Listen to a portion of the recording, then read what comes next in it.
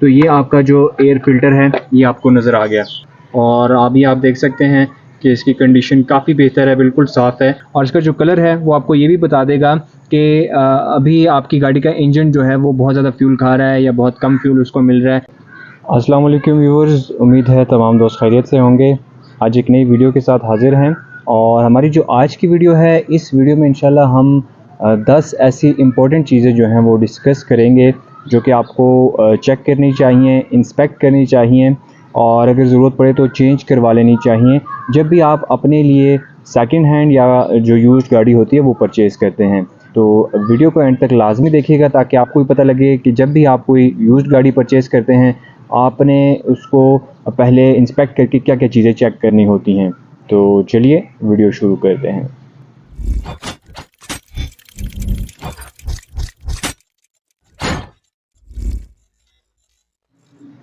جی تو ویورز، کوئی بھی یوزڈ گاڑی جو ہے وہ پرچیز کرنے کے بعد جو سب سے امپورٹنٹ چیز ہے جو کہ آپ نے انسپیکٹ کرنی ہے وہ ہے آپ کی گاڑی کا انجن آئل۔ تو پہلے نمبر پہ آ گیا آپ کی گاڑی کا انجن آئل، اور انجن آئل کی کنڈیشن جو ہے اس کو چیک کرنے کے لیے آپ گاڑی کا ڈپ سٹک جو ہے اس کو نکالیں گے، اور اس کے اینڈ پہ جو انجن آئل لگا ہوتا ہے اس کو اس طرح کے ایک وائٹ ٹیشو کے ساتھ آپ صاف کر لیں گے۔ جیسے ہی آپ صاف کریں گے انجن آئل کا جو کلر ہے وہ آپ کو بتائے گا کہ آیا اس کو چینج کرنے کی ضرورت ہے یا نہیں۔ ابھی آپ دیکھ سکتے ہیں اس کو بالکل گولڈن کلر ہے، اور اس میں کوئی بلیکش کلر جو ہے وہ بھی آپ کو یا بلیک شیڈ جو ہے وہ بالکل نہیں نظر آ رہا۔ تو یہ انجن آئل ابھی فریش ہے اور یہ کافی استعمال ہو سکتا ہے، لیکن اگر آپ کو اس پہ ہلکا سا بھی بلیک شیڈ نظر آئے تو بہتر یہی ہے کہ آپ وہ انجن آئل چینج کروا لیں، کسی اچھی کمپنی کا، اچھے برانڈ کا انجن آئل اپنی گاڑی میں ڈلوائیں، اور جیسے ہی ڈلوائیں تو آپ ساتھ میں ریڈنگ جو ہے اس کی وہ نوٹ کر لیں کہ آیا آپ نے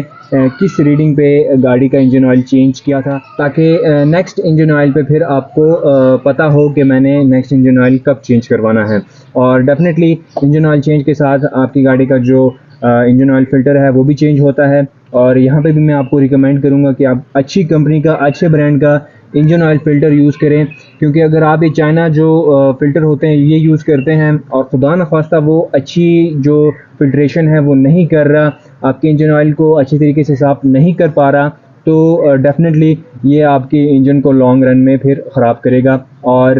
آپ کے لیے کسی بڑے مسئلے کا باعث بن سکتا ہے۔ اور ویورز، جو دوسری امپورٹنٹ چیز ہے جو کہ آپ نے یوز گاڑی پرچیز کرنے کے بعد انسپیکٹ کرنی ہے یا چینج کروانی ہے وہ ہے آپ کی گاڑی کا بریک آئل، کیونکہ ڈیفینیٹلی اگر بریک آئل بہت زیادہ گندا ہے یا بہت زیادہ استعمال ہو چکا ہے یا اس کا لیول جو ہے وہ کم ہو چکا ہے تو پھر آپ کی گاڑی کی جو بریکنگ پاور ہوگی وہ آپٹیمل نہیں ہوگی۔ اور موسٹلی جو گاڑیاں ہوتی ہیں ان میں آپ کو جو بریک آئل ہوتا ہے وہ یہاں پہ آپ کو لیفٹ سائڈ پہ آپ کو نظر آ جائے گا، انجن کے لیفٹ سائڈ پہ آپ کو نظر آ جاتا ہے۔ یہ جو ہے یہ بریک آئل کا کنٹینر ہے، اور اس میں آپ نے جب دیکھتے ہیں تو آپ کو نظر آ جاتا ہے کہ اس کا کلر کیسا ہے۔ یہ بھی آپ کو لائٹ گولڈن سا جو ہے وہ فیل ہو رہا ہے، تو لائٹ گولڈن کلر کا مطلب یہی ہے کہ یہ بھی فریش بریک آئل ہے، یہ ابھی چلے گا جتنی اس کی ریکمینڈڈ مائلیج ہوتی ہے۔ لیکن اگر آپ کو اس کا کلر تھوڑا سا ڈارک گولڈن یا تھوڑا سا براؤنش فیل ہو رہا ہے تو پھر وہ ڈرٹی ہو چکا ہے، وہ گندا ہو چکا ہے، اور بہتر ہے کہ آپ اس بریک آئل کو بلیڈ آؤٹ کروا کے نیا بریک آئل جو ہے اس میں ڈلوا لیں، چینج کروا لیں۔ ایک تو آپ نے اس کا کلر دیکھ لینا ہے، دوسرا آپ نے اس کا لیول دیکھ لینا ہے۔ اس پہ منیمم اور میکسیمم لیول جو ہوتے ہیں وہ مینشن ہوئے ہوتے ہیں کہ یہاں پہ اس کا منیمم لیول ہے، یہاں پہ اس کا میکسیمم لیول ہے۔ تو آپ جیسے ہی اس کا کیپ ہے اس کو کھولیں گے تو یہ آپ دیکھ سکتے ہیں اس کا لائٹ گولڈن سا کلر ہے، اور جیسے جیسے یہ استعمال ہوتا جائے گا تو اس کا کلر جو ہے وہ ڈارک ہوتا جائے گا، اور جب زیادہ ڈارک ہو جائے یا آپ نے جو گاڑی پرچیز کی ہے اس میں کافی ڈارک گولڈن ہے یا براؤنش ہے تو بہتر ہے کہ آپ چینج کروا لیں، کیونکہ ویسے بھی بریک آئل جو ہوتی ہے اس کی لائف اتنی زیادہ نہیں ہوتی، اور ریکمینڈ کیا جاتا ہے کہ آپ 2 سال کے بعد اس کو چینج کروا لیں۔ تو ڈیفینیٹلی آپ کی جو یوزڈ گاڑی ہے وہ چل چکی ہوگی، اور ہمارے ہاں ان چیزوں پہ اتنی توجہ نہیں دی جاتی جس کی وجہ سے پھر آگے جا کے آپ کو بڑے جو نقصان ہیں وہ فیس کرنے پڑتے ہیں۔ تو یہ اتنی ایکسپینسو بھی نہیں ہوتی بریک آئل کی ٹریٹمنٹ یا چینجنگ، اور آپ اس کو بہتر ہے کہ چینج کروا لیں، گندے بریک آئل کو بلیڈ آؤٹ کروا لیں اور اس میں نیا بریک آئل جو ہے وہ ڈلوا لیں۔ اور ویورز، اس کے بعد جو تیسری امپورٹنٹ چیز آتی ہے وہ بھی آپ کو انجن بے میں ہی مل جائے گی، اور وہ ہے آپ کی گاڑی کا ریڈیٹر کولنٹ۔ پہلے تو آپ نے ریڈیٹر کا جو کیپ ہے اس کو ریموو کر کے چیک کر لینا ہے کہ آیا اس میں پانی استعمال کیا گیا ہے یا کولنٹ۔ اگر تو کولنٹ ہے تو کولنٹ بھی ڈیفینیٹلی ٹائم گزرنے کے ساتھ ساتھ ایکسپائر ہوتا جاتا ہے اور اپنی جو پراپرٹیز ہیں وہ لوز کرتا جاتا ہے، تو اس کا بھی ایک ٹائم پیریڈ ہوتا ہے، اس کو بھی آپ نے ریپلیس کر دینا ہوتا ہے۔ اور کولنٹ کا آپ نے لیول بھی چیک کر لینا ہے، اس کی کنڈیشن بھی چیک کر لینی ہے، اور اگر آپ ریڈیٹر کیپ کھولتے ہیں اور آپ کو پانی نظر آتا ہے تو آپ نے فوراً سے پہلے پانی کو ڈرین آؤٹ کر دینا ہے اور اس کو پھر فلش کر کے پراپرلی آپ نے اس میں ریڈیٹر کولنٹ ڈالنا ہے، کیونکہ پانی جو ہوتا ہے یہ آپ کی گاڑی کے کولنگ سسٹم میں بہت سارے مسائل پیدا کرتا ہے، جیسے بلاکیج، جیسے زنگ وغیرہ، سلج وغیرہ، تو اس طرح کی چیزیں جو ہیں یہ پانی کی وجہ سے کریٹ ہوتی ہیں۔ تو آپ نے پانی کو ریموو کرنا ہے، اور اس کے لیے میرے چینل پہ ایک پراپر ویڈیو موجود ہے جس میں میں نے ریڈیٹر میں پہلے پانی ڈالا ہوا تھا، اس میں فلش ڈال کے اس کو چلایا اور اس کے بعد اس کو فلش کیا، پانی کو سارا ریموو کیا، زنگ کو ریموو کیا، اس کے بعد پھر میں نے اس کو کولنٹ کے ساتھ ٹاپ اپ کیا، تو وہ ویڈیو بھی آپ دیکھ سکتے ہیں۔ اور کولنٹ کو انسپیکٹ کرنے کے لیے آپ ریڈیٹر کا جو کیپ ہے اس کو بھی کھول کے چیک کر سکتے ہیں، اور جو اس کی ٹاپ اپ بوٹل ہوتی ہے کولنٹ کی، آپ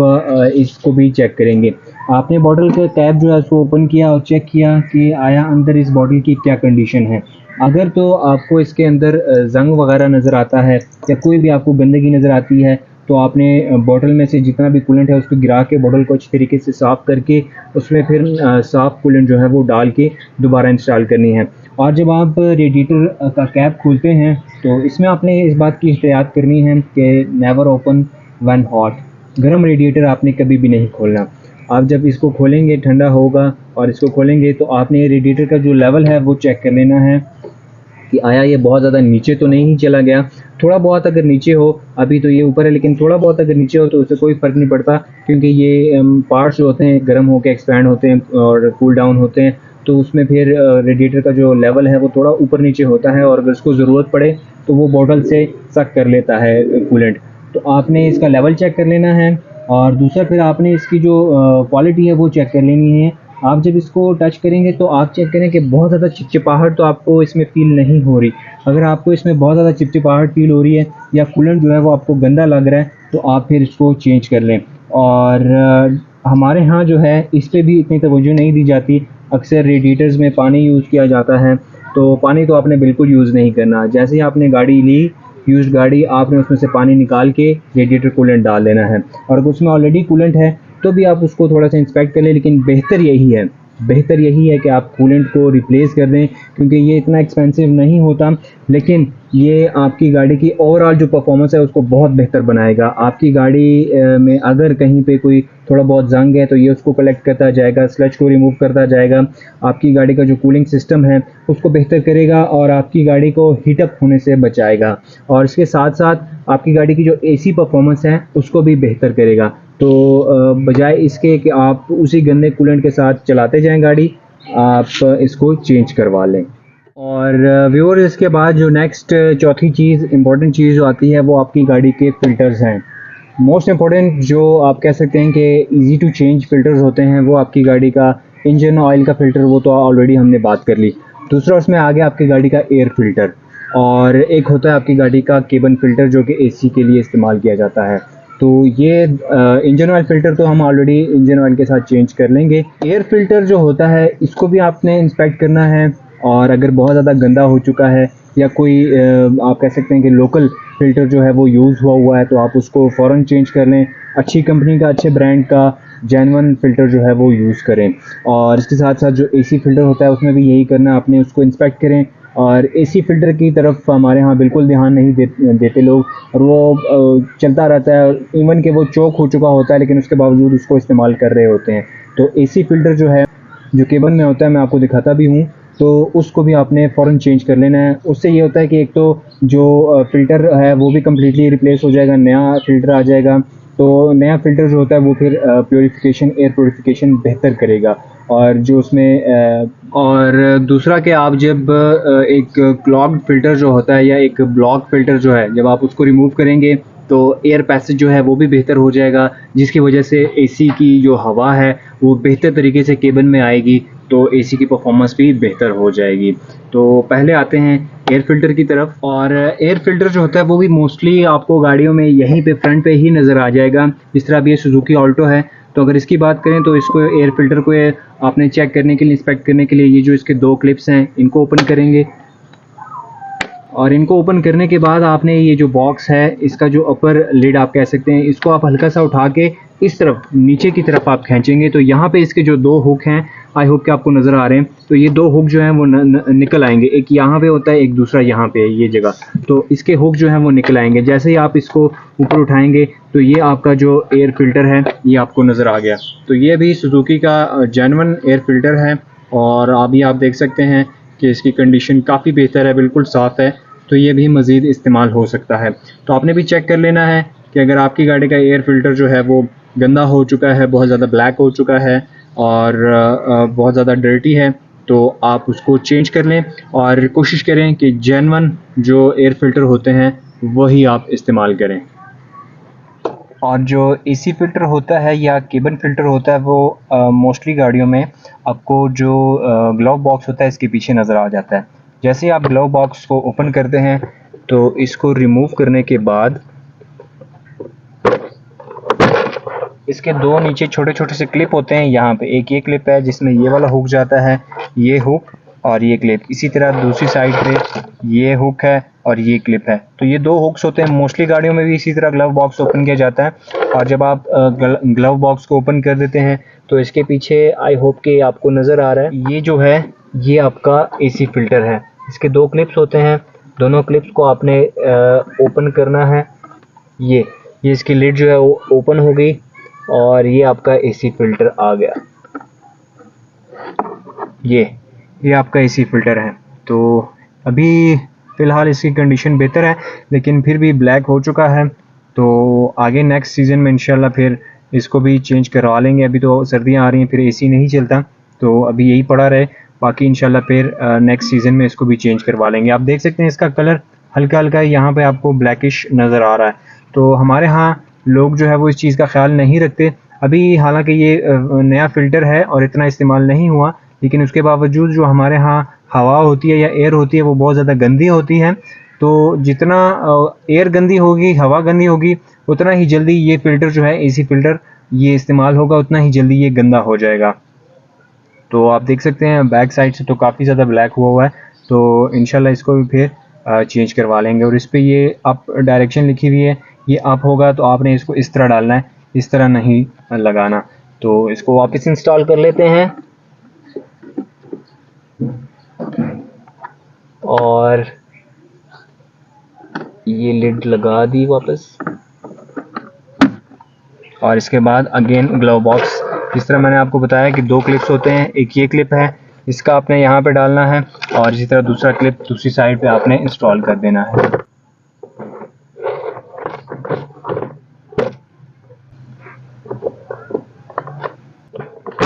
جی، اور آپ کا گلو باکس جو ہے وہ انسٹال ہو گیا۔ تو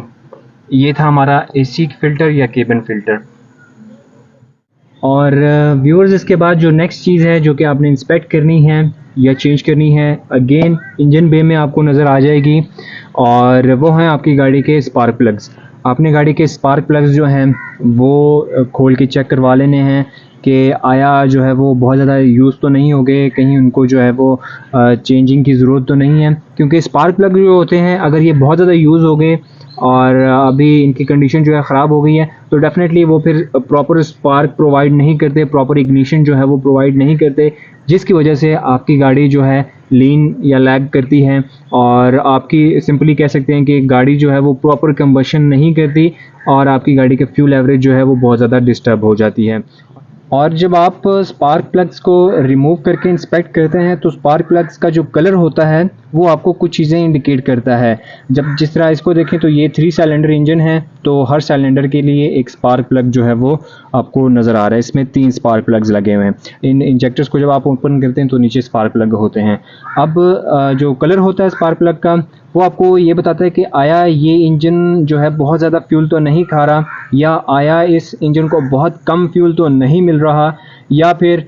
یہ اپنی بیسٹ پرفارمنس جو ہے، بیسٹ فیول ایوریج آپ کو پرووائڈ کر رہا ہے۔ تو اسپارک پلگ کا جو کلر ہوتا ہے جب آپ اس کو ریموو کر کے انسپیکٹ کریں گے تو اس سے یہ بھی پتہ لگ جائے گا کہ آپ کو چینج کرنے کی ضرورت ہے یا نہیں، اور اس کا جو کلر ہے وہ آپ کو یہ بھی بتا دے گا کہ ابھی آپ کی گاڑی کا انجن جو ہے وہ بہت زیادہ فیول کھا رہا ہے یا بہت کم فیول اس کو مل رہا ہے، کیونکہ ڈیفینیٹلی دونوں صورتوں میں اگر بہت زیادہ فیول مل رہا ہے تب بھی آپ کی گاڑی جو ہے وہ آپٹیمل پرفارمنس نہیں دے گی آپ کو، اور اگر بہت کم فیول مل رہا ہے تو بھی آپ کو یہ مسنگ کے جو ایشوز ہوتے ہیں وہ فیس کرنے پڑ سکتے ہیں۔ تو اسپارک پلگ بھی آپ نے ریموو کر کے انسپیکٹ کر لینے ہیں، اور اگر چینج کرنے کی ضرورت ہے تو آپ نے اس کو چینج کر لینا ہے۔ اور ویورز اس کے بعد آتے ہیں نیکسٹ چھٹی چیز کی طرف، جو کہ ہے آپ کی گاڑی کی ڈرائیو بیلٹس۔ تو آپ نے اپنی گاڑی کی ڈرائیو بیلٹس جو ہیں ان کو بھی چیک کر لینا ہے۔ پرانی گاڑیوں میں آپ کو 2-3 طرح کی بیلٹس ملیں گی، جس طرح انجن بیلٹ ہو گیا، جنریٹر بیلٹ، اور ساتھ میں فین بیلٹ بھی پرانی گاڑیوں میں الگ سے ہوتا تھا۔ لیکن آج کل جو گاڑیاں آ رہی ہیں اس میں صرف آپ کو ایک ہی بیلٹ ملے گا، اور وہ آپ کی گاڑی کا انجن یا جنریٹر بیلٹ جو ہوتا ہے۔ اور جس طرح میں آپ کو دکھاؤں کہ یہ جو گاڑی ہے سوزوکی آلٹو، اس میں آپ کو صرف ایک ہی بیلٹ نظر آ رہی ہے، یہ رہی، جو کہ جنریٹر، یہ اس کا جنریٹر ہے، تو جنریٹر کے ساتھ لگی ہوئی ہے اور پھر جنریٹر سے ہوتی ہوئی یہاں تک آ رہی ہے۔ آئی ہوپ کہ آپ کو نظر آ رہی ہے، یہ گئی ہوئی ہیں، اور یہ انجن کی جو پلیز ہوتی ہیں، تو یہ ایک ہی بیلٹ ہے، اس میں 2 بیلٹس نہیں ہیں، اور وہ ایک ہی بیلٹ جو ہے جنریٹر کو بھی چلا رہی ہے اور انجن جو پلیز ہوتی ہیں ان کے ساتھ بھی لگی ہوئی ہے، اور یہی جب بیلٹ موو کرتی ہے، جنریٹر موو کرتا ہے، تو آپ کی گاڑی کی جو بیٹری ہوتی ہے وہ چارج ہوتی ہے۔ تو یہ جو بیلٹس ہیں ان کو آپ نے اچھی طریقے سے انسپیکٹ بھی کر لینا ہے کہ آیا ان کے اوپر کوئی کریکس وغیرہ جو ہیں وہ تو نہیں آئے ہوئے، یا ان کو ریپلیسمنٹ کی ضرورت تو نہیں ہے، کیونکہ خدا نخواستہ اگر آپ موو کر رہے ہیں اور دوران سفر کہیں موٹر وے پہ، کسی ہائی وے پہ یہ بیلٹ ٹوٹ جائے تو پھر آپ کو بہت زیادہ دقت کا سامنا کرنا پڑے گا۔ اور اگر آپ کے پاس کوئی ایسی گاڑی ہے جس کی بیلٹ جو ہے وہ بھی عام نہیں ملتی، تو وہ پھر آپ کے لیے ایک بڑا ہیڈ ایک بن سکتا ہے دوران سفر۔ اور بہتر یہی ہے کہ اگر آپ کی گاڑی کی جو بیلٹ ہے یہ ابھی بالکل اوکے ہے اور بالکل ابھی موو مزید بھی چل سکتی ہے، ٹھیک ہے، تو اس کے باوجود آپ ایک ایکسٹرا بیلٹ جو ہے وہ پرچیز کر کے اپنے پاس رکھ لیں گاڑی کی ڈگی میں۔ کوئی اتنی مہنگی بیلٹس نہیں ہوتی، لیکن یہ آپ کو سفر کے دوران کسی بڑی پریشانی سے جو ہے وہ بچا سکتی ہیں۔ تو انسپیکٹ کریں، اگر ضرورت ہو تو اس کو چینج کریں، نئی بیلٹ جو ہیں وہ انسٹال کروائیں، اور اگر ابھی جو ہے وہ اوکے ہے، بیلٹ چل سکتی ہے، تو پھر آپ احتیاطاً ایک بیلٹ جو ہے وہ پرچیز کر کے اپنے ساتھ رکھ لیں۔ اور ویورز اس کے بعد جو نیکسٹ 7ویں چیز ہے جو کہ آپ نے انسپیکٹ کرنی ہے وہ ہے آپ کی گاڑی کی بریک سروس۔ آپ نے اپنی گاڑی کی بریک سروس کروا لینی ہے، یا بریک سروس کے دوران جو آپ کی گاڑی کے فرنٹ ڈسک پیڈز ہوتے ہیں، پیڈز آپ انسپیکٹ کروا لیں، ڈسک یا روٹرز جو ہوتے ہیں وہ انسپیکٹ کروا لیں کہ آیا ان کو تبدیل کرنے کی یا اس میں کوئی ایشو تو نہیں ہے، تبدیل کرنے کی ضرورت تو نہیں ہے۔ اور اسی طرح جو ریئر بریکس ہوتی ہیں، اگر ڈرم ہیں تو ڈرم اوپن کروا کے اندر شوز چیک کروا لیں، سروس کروا لیں، یا اگر ڈسک بریک ہیں تو اگین ڈسک پیڈز چیک کروا لیں، ڈسکس چیک کروا لیں، کیلیپرز وغیرہ سارے گریزنگ وغیرہ کروا لیں، اور کہیں پہ کوئی آئل وغیرہ لگنا ہے آئلنگ کروا لیں۔ مطلب پراپر آپ 7ویں جو چیز ہے، جب بھی آپ کو یوزڈ گاڑی پرچیز کریں تو آپ اپنی گاڑی کی بریک سروس لازمی کروائیں۔ تو کسی بھی اچھے میکینک سے، پروفیشنل میکینک سے یا اچھی ڈیلرشپ سے آپ گاڑی کی بریک سروس کروا سکتے ہیں۔ اور میرے چینل پہ ایک پراپر ویڈیو بنی ہوئی ہے، ابھی ریسنٹلی میں نے بھی اپنی گاڑی کی بریک سروس کروائی تھی۔ میری گاڑی تو 0 میٹر تھی، لیکن اس کے باوجود مجھے بریک سروس کی ضرورت فیل ہوئی تو میں نے بریک سروس کروا لی، جس میں ڈیٹیل میں انہوں نے فرنٹ دونوں سائڈز پھر ریئر دونوں سائڈز ان کو صاف کیا، انسپیکٹ کیا، رگمال وغیرہ سے اس کو کلیئر کیا، اور پھر گریزنگ کر کے پراپر تو اس کو پھر فٹ کیا۔ تو آپ بھی جب بھی کوئی یوز گاڑی پرچیز کریں تو اس کی بریک سروس لازمی کروائیں۔ اور ویورز اب آتے ہیں 8ویں چیز کی طرف، اور 8ویں چیز جو آپ نے اپنی گاڑی کی انسپیکٹ کرنی ہے وہ ہے آپ کی گاڑی کے ٹائرز۔ آپ نے ٹائرز کو ایک تو انسپیکٹ کرنا ہوتا ہے، ان کا ایئر پریشر چیک کرنا ہوتا ہے، اور دوسری بات آپ نے ٹائرز میں یہ دیکھنا ہوتا ہے کہ آپ کے ٹائرز بہت زیادہ پرانے تو نہیں ہیں یا بہت زیادہ یوز تو نہیں ہو چکے۔ آپ کی گاڑی کے ٹائر جو ہوتے ہیں ان پہ مینشن ہوتا ہے کہ یہ کس ایئر کے بنے ہوئے ہیں، تو جس ایئر کی بھی ان کی مینوفیکچرنگ ڈیٹ ہوتی ہے، ریکمینڈ کیا جاتا ہے کہ آپ اس ڈیٹ سے لے کر ان کو میکسیمم 4 سے 5 سال تک چلائیں، اور 4 سے 5 سال یا 50,000 کلومیٹر جو بھی ہوتا ہے، 40 سے 50,000 کلومیٹر، تو آپ کی گاڑی کے ٹائرز اگر 4 سے 5 سال پورے کر چکی ہیں، ایون کہ اگر وہ 40-50 ہزار نہیں بھی چلے لیکن وہ 4 سے 5 سال پرانے ٹائر ہیں، تو پھر ایسے ٹائر کی ریکمینڈ یہی ہے کہ آپ ان ٹائرز کو چینج کر لیں اور نئے ٹائر لگوائیں، کیونکہ ایسے ٹائر جو ہوتے ہیں پھر آپ جب ہائی ویز پہ یا موٹر ویز پہ ہائی سپیڈ پہ ٹریول کر رہے ہوتے ہیں تو ہائی سپیڈ پہ جو ہیٹ جنریٹ ہوتی ہے یہ ٹائرز ان ہیٹ کو بھی برداشت نہیں کر پاتے اور نہ ہی جو پیسنجرز کا لوڈ ہوتا ہے اس کو برداشت کر پاتے ہیں اور پھر انفارچونیٹلی برسٹ ہو جاتے ہیں. اور ڈیفینیٹلی جب سفر کے دوران آپ کی گاڑی کا ٹائر برسٹ ہو جائے آپ کے لیے پریشانی کا باعث تو بنے گا. ایک تو آپ نے اس کی جو ایج ہے وہ چیک کر لینی ہے، کس ایئر کا بنا ہوا ہے، کتنا استعمال ہو چکا ہے. دوسرا پھر آپ نے اس کی جو ٹائر ڈیپتھ ہوتی ہے، ٹریڈ کی ڈیپتھ، یہ بھی آپ نے چیک کر لینی ہے کہ یہ جو گروز بنے ہوتے ہیں، جو ٹریڈ بنے ہوتے ہیں، ان ٹریڈ کی ڈیپتھ گہرائی کتنی ہے. جو نئے ٹائرز ہوتے ہیں ان کی 8 سے 9 mm کی ہوتی ہے ٹریڈ کی ڈیپتھ، اور جب یہ استعمال ہوتے جاتے ہیں تو جب یہ 1.6 mm 1.6 mm تک پہنچ جائیں یا اس کے راؤنڈ اباؤٹ ہی کیوں نہ ہو 1.8 یا 2 mm تک ہو، تو آپ پھر ایسے ٹائرز کو ڈسپوز آف کر دیں. اور ایسے ٹائرز کو پھر نہیں جو ہے وہ ریکمینڈ کیا جاتا کہ آپ ایسے ٹائرز کو چلائیں، کیونکہ ایسے ٹائرز اگین نہ آپ کی گاڑی کا لوڈ برداشت کر پائیں گے، نہ ہی یہ ہائی سپیڈ برداشت کر پائیں گے، اور کسی بھی وقت جو ہے آپ کی گاڑی کے ٹائر برسٹ کر سکتے ہیں. اور ویورز اس کے بعد جو نیکسٹ 9ویں چیز ہے، 9th جو چیز آپ نے انسپیکٹ کرنی ہے، چیک کرنی ہے یا انسپیکٹ کروانی ہے، وہ ہے آپ کی گاڑی کا فیول فلٹر یا فیول پمپ. اچھا، فیول فلٹر جو ہوتا ہے وہ آپ کو فیول ٹینک کے ساتھ ہی نظر آ جائے گا. میں آپ کو دکھا دیتا ہوں.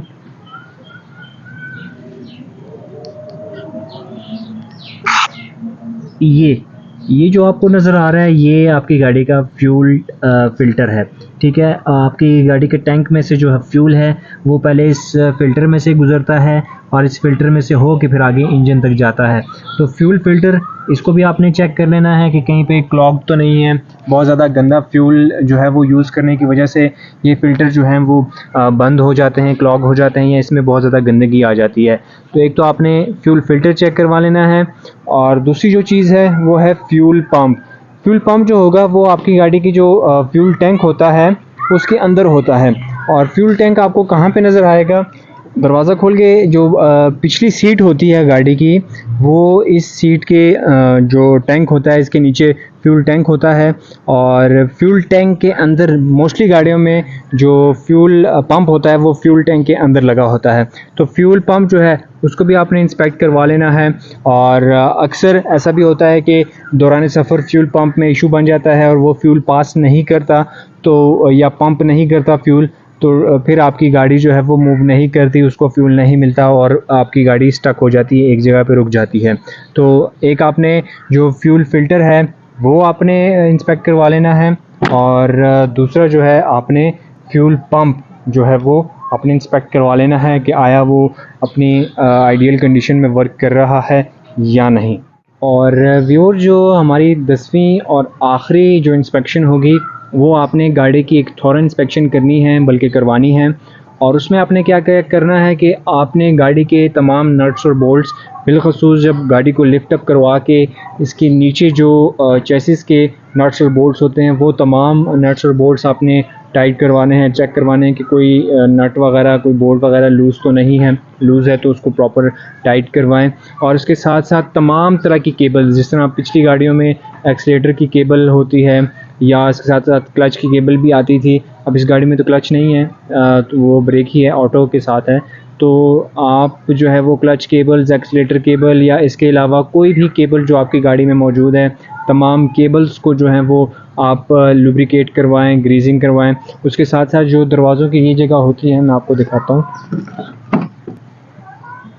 یہاں پہ یہ جو جگہ ہے یہاں پہ آپ اس کو پراپر آئل یا گریزنگ کروائیں، کیونکہ جب یہ سوکھ جاتی ہے تو اس میں بھی پھر دروازہ کھولنے کی آوازیں آتی ہیں. تو آپ ان چاروں کو اس سائڈ پہ بھی، اس سائڈ پہ بھی، اور اسی طرح بیک پہ بھی جو ہے وہ،